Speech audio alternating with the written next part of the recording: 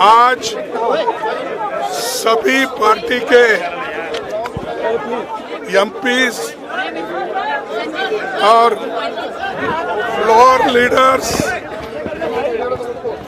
हमारी जो demand JPC का था और है, उस डिमांड को लेकर हम सभी लोग आज फिर एक बार यहाँ विजय चौक पे प्रदर्शन कर रहे हैं। एक बात तो इससे साफ और जाहिर होता है कि मोदी जी जनता से कुछ छुपाना चाहते हैं।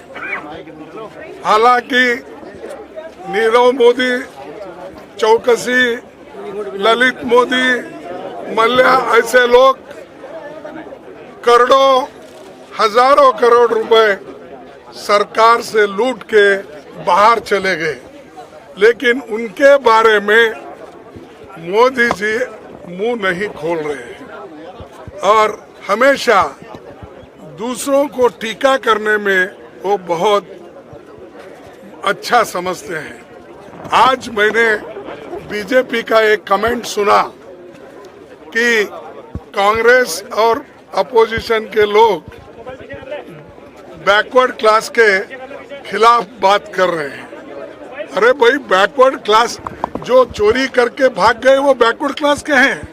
बताओ मेरे को कोई बैकवर्ड क्लास का आदमी हजारों करोड़ लेके चले गया, घपला किया और 12 लाख 2.5 साल में अगर किसी ने कमाया है तो अदानी ने कमाया है। वो कमाने के लिए अगर कोई मदद किया है तो मोदी जी ने किया है।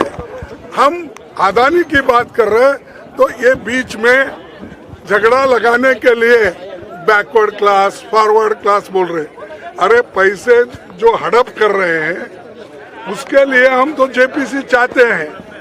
यहाँ पर बैकवर्ड फॉरवर्ड का सवाल कहाँ आ गया?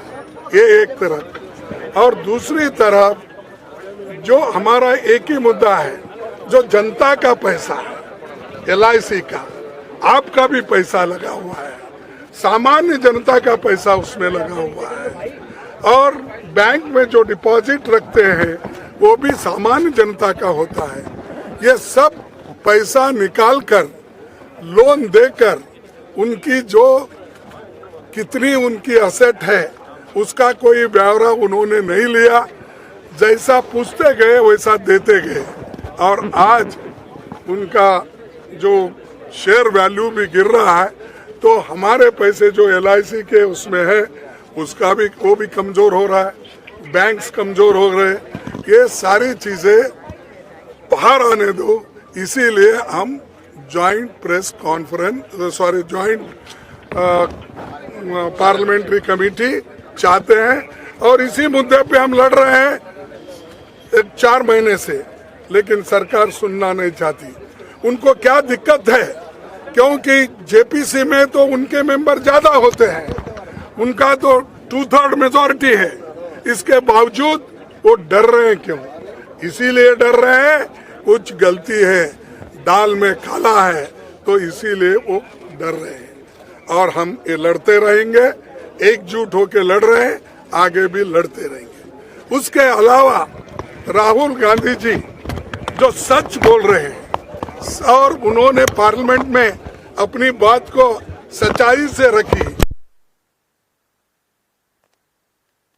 कि अदानी को किसने लेके गया था विदेशों में, और जब प्रधानमंत्री जी विदेश गए थे उस वक्त कहां पर अदानी उनको मिले, ये सारी चीजें उन्होंने पूछी।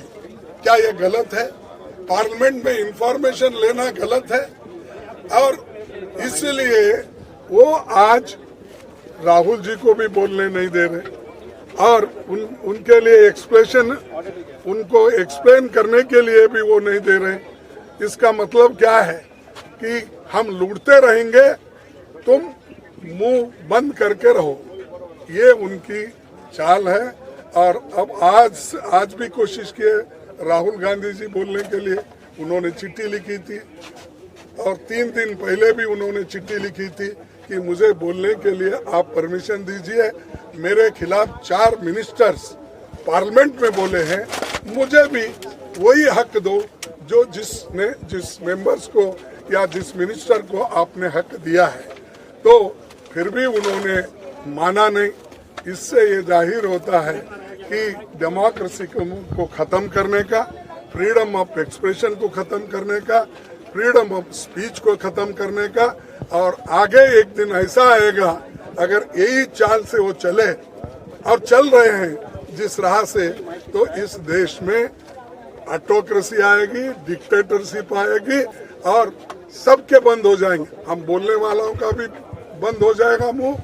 आप जो आज रिकॉर्डिंग करके सो टीवी में दिखाते हैं, लिखते हैं, वो भी बंद हो जाएगा।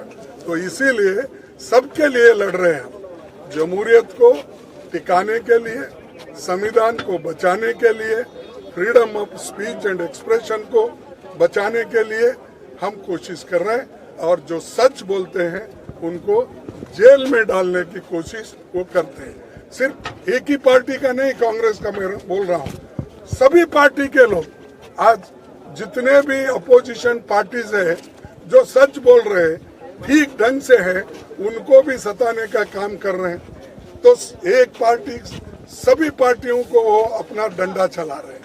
तो ईडी का धमकी दे रहे हैं, सीबीआई का धमकी दे रहे हैं, और ये धमकियां जो वो लोग दे रहे हैं इसलिए दे रहे हैं कि डेमोक्रेसी में कोई बात न करे और उनके खिलाफ कोई बात न करे। ये उनकी मंशा है, लेकिन हम रुकेंगे नहीं। हम अपनी बात को रखते जाएंगे, लड़ते जाएंगे और देश बचाने के लिए, डेमोक्रेसी बचाने के लिए, संविधान बचाने के लिए पूरी कोशिश हम सभी लोग मिलकर करेंगे।